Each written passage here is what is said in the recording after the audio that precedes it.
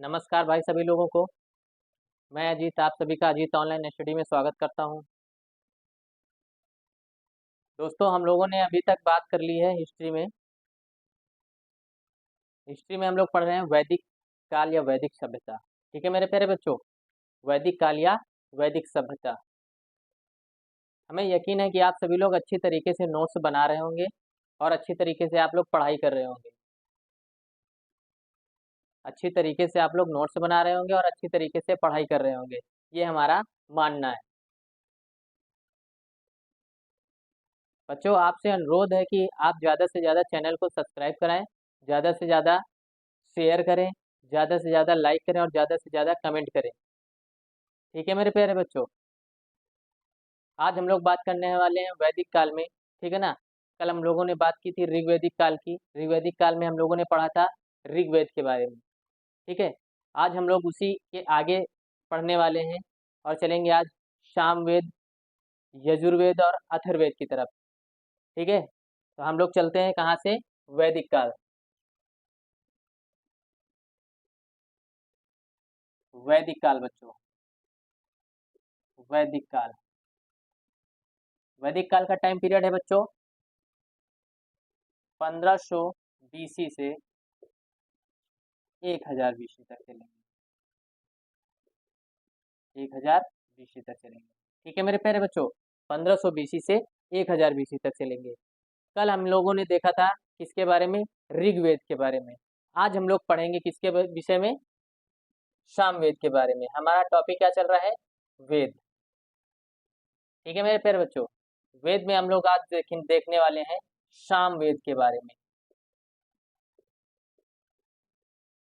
किसके विषय में देखने वाले बच्चों? सामवेद के बारे में देखने वाले हैं। किसके विषय में? सामवेद के बारे में। सामवेद के बारे में देखने वाले हैं बच्चों। ठीक है ना। लिखेंगे बच्चों शाम। शाम मतलब होता है बच्चों गायन से। ठीक है ना, गायन से। शाम मतलब होता है बच्चों गायन से। शाम मतलब होता है बच्चों गायन से। लिखेंगे इसके विषय में बच्चों, इस वेद को भारतीय संगीत का जनक माना जाता है। इस वेद को भारतीय संगीत का, भारतीय संगीत का जनक माना जाता है। जनक माना जाता है। इस वेद को भारतीय संगीत का जनक माना जाता है। किसकी बात चल रही है बच्चों? सामवेद। शाम का अर्थ है गायन से। ठीक है ना, शाम शब्द का अर्थ है गायन से। इस वेद को भारतीय संगीत का जनक माना जाता है। ठीक है मेरे प्यारे बच्चों, इस वेद को भारतीय संगीत का जनक माना जाता है। संगीत के 7 स्वरों का उल्लेख इसी वेद से मिलता है। संगीत के 7 स्वरों का उल्लेख इसी वेद से मिलता है। कौन कौन से 7 स्वर हैं बच्चों? सा, रे, गा, मा, पा, धा, नी। पा, धा, नी। 2 2 4 2 6 7 स्वर है। ठीक है बच्चों, सारे गामा पाधा नी, ये क्या है? 7 स्वरों का उल्लेख कहाँ से मिलता है बच्चों? सामवेद से मिलता है। कहाँ से मिलता है? सामवेद से मिलता है। इसमें ऋग्वेद के वो मंत्र हैं जिनका उल्लेख, जिनका उल्लेख या जिनका उच्चारण नहीं गायन में किया जाता है। लिखेंगे बच्चों, लिखेंगे इसमें ऋग्वेद के वो मंत्र हैं जिनका उच्चारण गायन में नहीं किया जाता है। इसमें ऋग्वेद के वो मंत्र हैं जिनका उच्चारण गायन में नहीं किया जाता है। ठीक है मेरे प्यारे बच्चों, जिनका उच्चारण गायन में नहीं किया जाता है। नेक्स्ट पॉइंट बना के लिखेंगे बच्चों, सामवेद सूर्य देव की स्तुति से संबंधित मंत्र हैं। सामवेद में सूर्य देव, सूर्य देव की स्तुति की स्तुति से संबंधित मंत्र हैं। स्तुति से संबंधित मंत्र हैं। किससे संबंधित? सामवेद में सूर्य देव की स्तुति से संबंधित मंत्र हैं। इसमें 7 स्वर हैं। कौन कौन से? सा रे गा मा पा धा नी। ठीक है मेरे प्यारे बच्चों, सा रे गा मा पा धा नी। भारतीय संगीत का जनक सामवेद को माना जाता है। भारतीय संगीत का जनक सामवेद को माना जाता है। ठीक है मेरे प्यारे बच्चों, सामवेद का गायन करने वाला व्यक्ति उद्गाता कहलाता है। सामवेद का गायन करने वाला व्यक्ति क्या कहलाता है बच्चों? उद्गाता कहलाता है। उद्गाता कहलाता है। सामवेद का गायन करने वाला व्यक्ति क्या कहलाता है बच्चों? उद्गाता कहलाता है। उद्गाता कहलाता है। उद्गाता कहलाता है। सामवेद के ब्राह्मण ग्रंथ को सामवेद के ब्राह्मण ग्रंथ को पंचविश कहा जाता है बच्चों। पंचविश कहा जाता है। सामवेद के ब्राह्मण ग्रंथ को पंचविश कहा जाता है और सामवेद के गायन करने वाले व्यक्ति को उद्गाता कहा जाता है। ब्राह्मण ग्रंथ कौन सा है? पंचविश है। ठीक है ना। स्वर कितने हैं? 7 हैं। इसमें सूर्य देव की स्तुति से संबंधित मंत्र हैं। किसमें? सामवेद में। ठीक है मेरे प्यारे बच्चों, सामवेद में। सामवेद में या सामवेद का उपवेद, सामवेद का उपवेद, सामवेद का उपवेद लिखेंगे बच्चों। सामवेद का उपवेद गंधर्व वेद,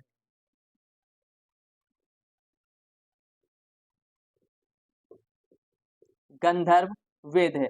सामवेद का उपवेद गंधर्व वेद है। गंधर्व वेद है। और इसके प्रवर्तक, और गंधर्व वेद के प्रवर्तक, प्रवर्तक लिखेंगे बच्चों। गंधर्व वेद के प्रवर्तक नारद है। गंधर्व वेद के प्रवर्तक कौन है? नारद है। ये आपका सामवेद कंप्लीट होता है बच्चों। ठीक है। कल हम लोगों ने ऋग्वेद पढ़ा, आज हम लोगों ने किसके विषय में पढ़ा? सामवेद के विषय में। साम का अर्थ है गायन से। ठीक है ना। इस वेद को भारतीय संगीत का जनक कहा जाता है बच्चों। ठीक है ना। इस वेद को भारतीय संगीत का जनक कहा जाता है। इस वेद में 7 स्वरों का उल्लेख किया गया है, जिनका है सा रे गा मा पा धा नी। ठीक है मेरे प्यारे बच्चों, सामवेद सूर्य देव की स्तुति से संबंधित मंत्र हैं। सामवेद में सूर्य देव की स्तुति से संबंधित मंत्र है बच्चों। ठीक है। इसके गायन करने वाले व्यक्ति को उद्गाता कहा जाता है। ठीक है ना। सामवेद में जो ब्राह्मण ग्रंथ है उसे पंचविश कहा जाता है। ठीक है ना। और सामवेद के उपवेद का नाम है बच्चों गंधर्व वेद। गंधर्व वेद के प्रवर्तक कौन है? नारद हैं। गंधर्व वेद के प्रवर्तक कौन है? नारद है। गंधर्व वेद के प्रवर्तक कौन है बच्चों? नारद है। अगला हम लोग देखने वाले हैं कौन सा? यजुर्वेद। तीसरा। ये कौन सा है? दूसरा। दूसरा। पहला कौन सा था? ऋग्वेद था। ऋग्वेद, ऋग्वेद, सामवेद। अगला आएगा बच्चों यजुर्वेद।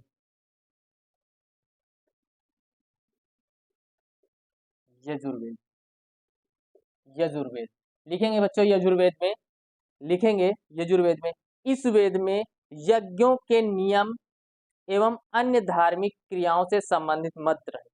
इसमें यज्ञों के नियम, यज्ञों के नियम एवं एवं अन्य धार्मिक,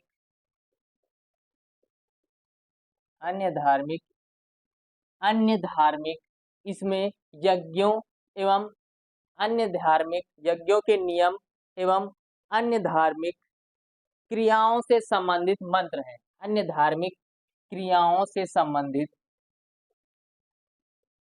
क्रियाओं से संबंधित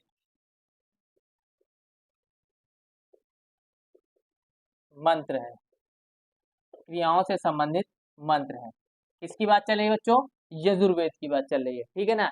इसमें यज्ञों के नियम एवं अन्य धार्मिक क्रियाओं से संबंधित मंत्र है बच्चों, ठीक है ना, क्रियाओं से संबंधित मंत्र है।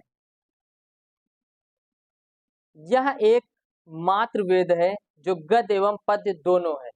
यह एक मात्र वेद है, लिखेंगे बच्चों, जो गद्य एवं पद्य दोनों है।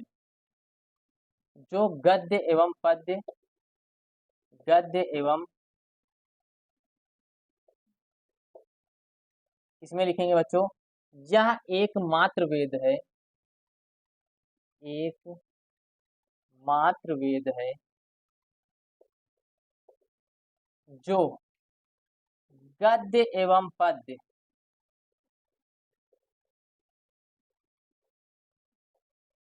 दोनों है। गद्य एवं पद्य दोनों है। यह एकमात्र वेद है जो गद्य एवं पद्य दोनों है, ठीक है मेरे प्यारे बच्चों। इसमें दो प्रधान रूप है, इसमें दो प्रधान रूप हैं, दो प्रधान रूप हैं। कौन कौन से बच्चों? दो प्रधान रूप हैं। एक लिखेंगे बच्चों कृष्ण यजुर्वेद, एक लिखेंगे कृष्ण यजुर्वेद, कृष्ण यजुर्वेद, कृष्ण यजुर्वेद। एक लिखेंगे शुक्ल यजुर्वेद। बहुत अच्छी तरीके से, बहुत ही जबरदस्त क्लास चल रही है बच्चों आप सभी की, ठीक है। तो बहुत ही अच्छी तरीके से आप सभी को क्लियर करना है हर एक चीज। ऋग्वेद क्लियर हो चुका, सामवेद क्लियर हो चुका, अब कौन सा पढ़ रहे हैं हम लोग? यजुर्वेद। तो इसलिए बहुत ही जबरदस्त तरीके से आप सभी की क्लास चल रही है बच्चों। तो आप सभी से अनुरोध है कि ज्यादा से ज्यादा शेयर करें और ज्यादा से ज्यादा लाइक करें और ज्यादा से ज्यादा चैनल को सब्सक्राइब करें बच्चों, ठीक है, ताकि आप सभी से हमें भी ऊर्जा मिलती रहे, ताकि हाँ देखते रहे कि हाँ बच्चे हमारे सब्सक्राइब कर रहे हैं, ठीक है। वह व्यक्ति जो इसका उच्चारण करता है अधर्वी कहलाता है। वह व्यक्ति जो यजुर्वेद का उच्चारण करता है, उच्चारण करता है, अधर्वयु कहलाता है।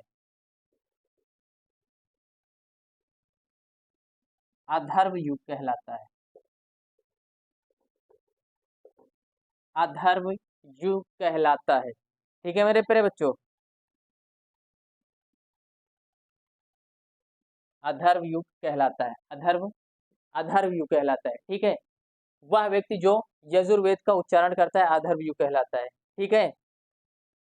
यजुर्वेद के ब्राह्मण ग्रंथ, यजुर्वेद के ब्राह्मण ग्रंथ,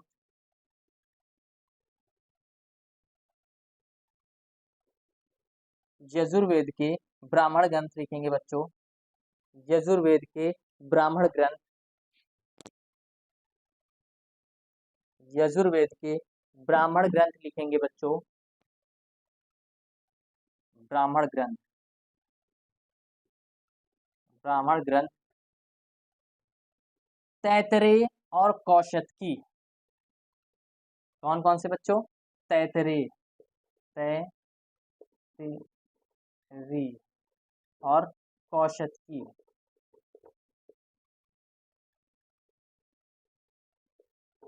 तैतरी और कौशतकी।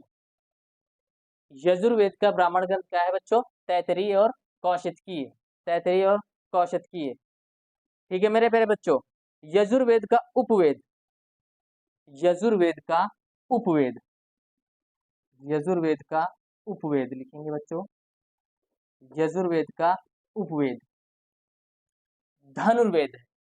यजुर्वेद का उपवेद लिखेंगे बच्चों धनुर्वेद। यजुर्वेद का उपवेद क्या है बच्चों? धनुर्वेद, धनुर्वेद। धनुर्वेद के प्रवर्तक,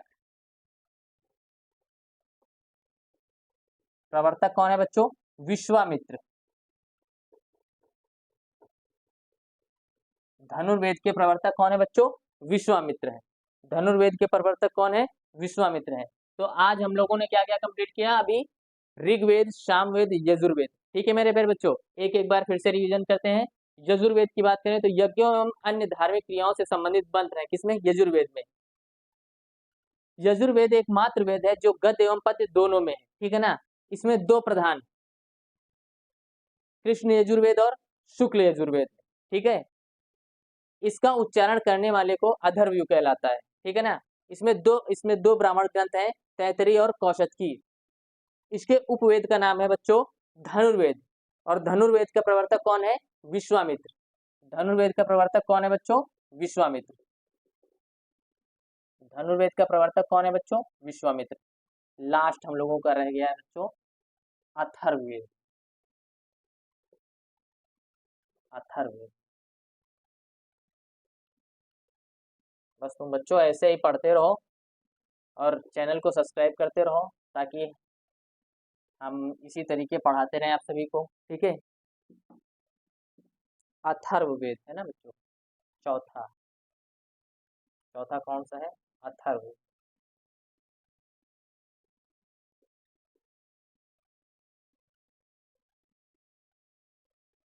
चौथा है बच्चों अथर्ववेद। अथर्व अथर्ववेद, ठीक है मेरे प्यारे बच्चों। लिखेंगे इसमें हम लोग, सभी वेदों में इसे नवीनतम माना जाता है। सभी वेदों में इसे नवीनतम माना जाता है।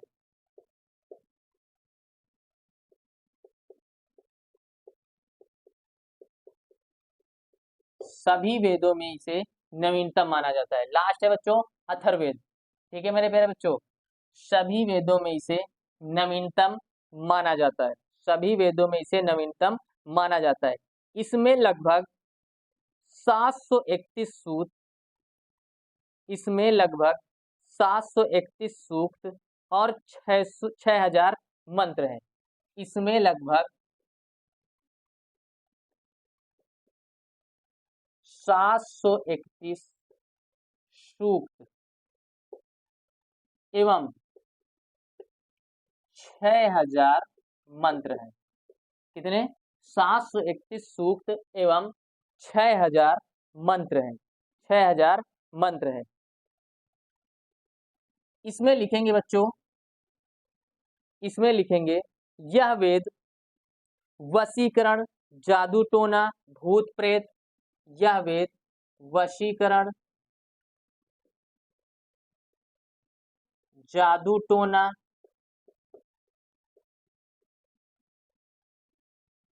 भूत प्रेत, वशीकरण, जादू टोना, भूत प्रेत, भूत प्रेत एवं अन्य औषधि एवं अन्य औषधि संबंधित है।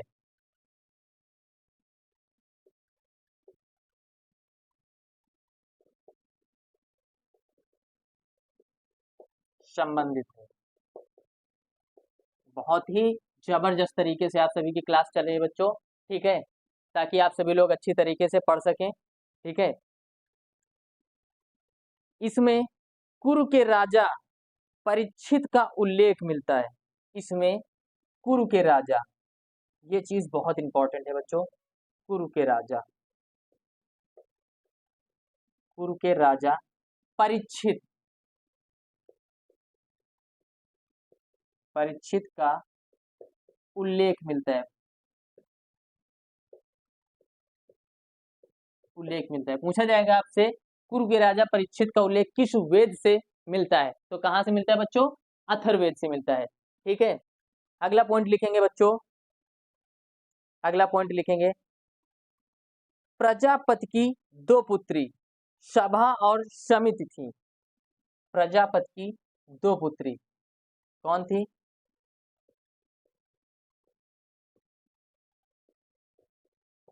दो पुत्री सभा और समित थी।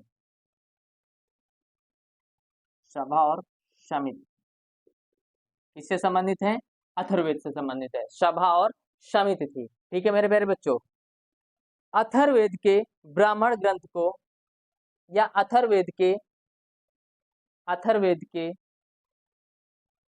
अथर्ववेद के ब्राह्मण ग्रंथ, या पहले इसके पहले लिख लें, अथर्ववेद के जो व्यक्ति होता है उसे क्या कहते हैं?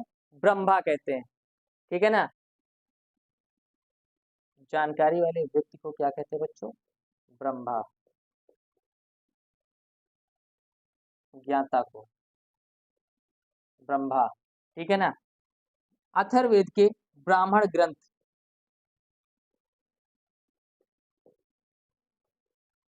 ब्राह्मण ग्रंथ, ब्राह्मण ग्रंथ को गोपथ ब्राह्मण कहते हैं, गोपथ ब्राह्मण कहते हैं, गोपथ ब्राह्मण कहते हैं, गोपथ ब्राह्मण कहते हैं बच्चों, ठीक है, गोपथ ब्राह्मण कहते हैं, गोपथ ब्राह्मण कहते हैं, गोपथ ब्राह्मण कहते हैं, ठीक है ना, गोपथ ब्राह्मण कहते हैं। अथर्ववेद के उपवेद को शिल्पवेद कहते हैं बच्चों, शिल्पवेद कहते हैं। अथर्ववेद के उपवेद को शिल्पवेद कहते हैं, शिल्पवेद कहते हैं, शिल्पवेद कहते हैं। और इसके प्रवर्तक को विश्वकर्मा कहते हैं बच्चों, विश्वकर्मा कहते हैं, ठीक है मेरे प्यारे बच्चों। तो आज हम लोगों ने किसकी बात कर ली, सामवेद, यजुर्वेद, अथर्ववेद की बात कर ली, ठीक है। बहुत ही जबरदस्त तरीके से आप सभी को क्लास अच्छी लग रही होगी बच्चों, ठीक है। ये हमारा मानना है कि आप सभी को बहुत अच्छी तरीके से क्लास समझ में भी आ रही होगी, बहुत अच्छी तरीके से क्लास समझ में भी आ रही होगी। 1500 से 1000 ईसा पूर्व की बात हम लोग कर रहे हैं, ठीक है मेरे प्यारे बच्चों, 1500 से 1000 ईसा पूर्व की बात कर रहे हैं, ठीक है। इसके बाद हम लोग पढ़ने वाले हैं आर्यनों के बारे में, ठीक है ना, आर्यणक, आर्यणक के बारे में पढ़ने वाले हैं बच्चों, ठीक है ना। सामवेद, यजुर्वेद, अथर्ववेद के बारे में हम लोग पढ़ चुके बच्चों, ठीक है। अब हम लोग पढ़ेंगे किसके विषय में, आर्यणक के विषय में पढ़ेंगे, ठीक है। किसके विषय में पढ़ेंगे बच्चों, आर्यणक के विषय में पढ़ेंगे, आर्यणक।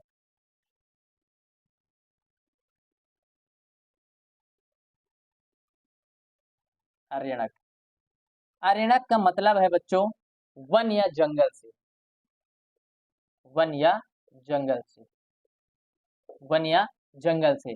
आर्यणक का मतलब है बच्चों वन या जंगल से। लिखेंगे, ये वो ब्राह्मण ग्रंथ होते हैं जिनकी रचना वैदिक काल में वनों में की गई थी। ये वो ब्राह्मण ग्रंथ होते हैं जिनकी रचना वैदिक काल में वनों में की गई थी। लिखेंगे बच्चों, ये वो ब्राह्मण ग्रंथ होते हैं जिनकी रचना वैदिक काल में वनों में की गई थी, उन्हें आर्यणक कहा जाता है, उन्हें आर्यणक कहा जाता है। ये वो ब्राह्मण ग्रंथ होते हैं जिनकी रचना वैदिक काल में की गई थी, उन्हें आर्यणक कहा जाता है, उन्हें आर्यणक कहा जाता है, आर्यणक कहा जाता है। वर्तमान में मुख्य रूप से इनकी संख्या 7 है, वर्तमान में मुख्य रूप से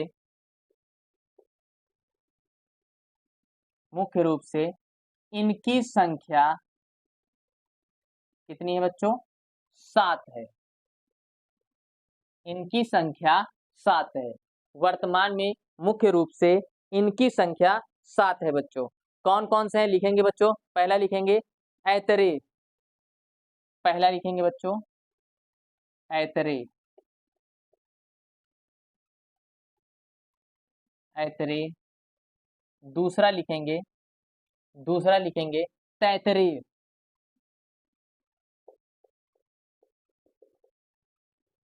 तैतरीय। तीसरा लिखेंगे बच्चों इसी में, पहला है ऐतरेय, दूसरा है तैतरेय, दूसरा है तैतरेय, तीसरा है मध्यंदी, मध्यंदी।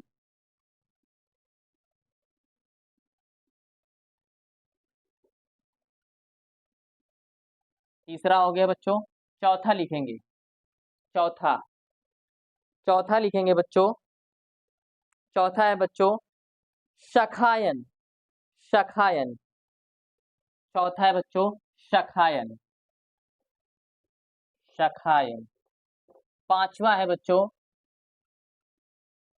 मत्रायणी, पांचवा लिखेंगे बच्चों मत्रायणी, पांचवा लिखेंगे बच्चों मैत्रायणी, मैत्रायणी, मैत्रायणी, मैत्रायणी। 5वां है मैत्रेयणी।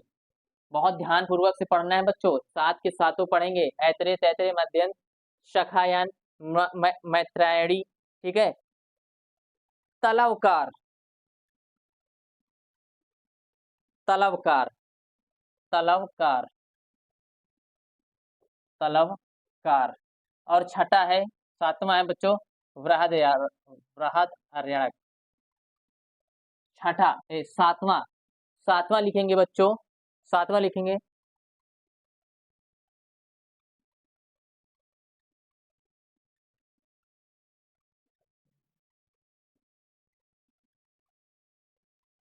सातवां लिखेंगे बच्चों व्रहार्यक, व्रहार्यक, व्रहार्यक, सातवां। ये हैं आपके अर्यणक, ये हैं आपके अर्यणक, ये हैं आपके अर्यणक बच्चों। ठीक है, क्या है? अर्यणक है, क्या है? अर्यणक है। ठीक है मेरे प्यारे बच्चों, अर्यणक है। इसके बाद हम लोग देखने वाले हैं किसके विषय में? उपनिषद के विषय में।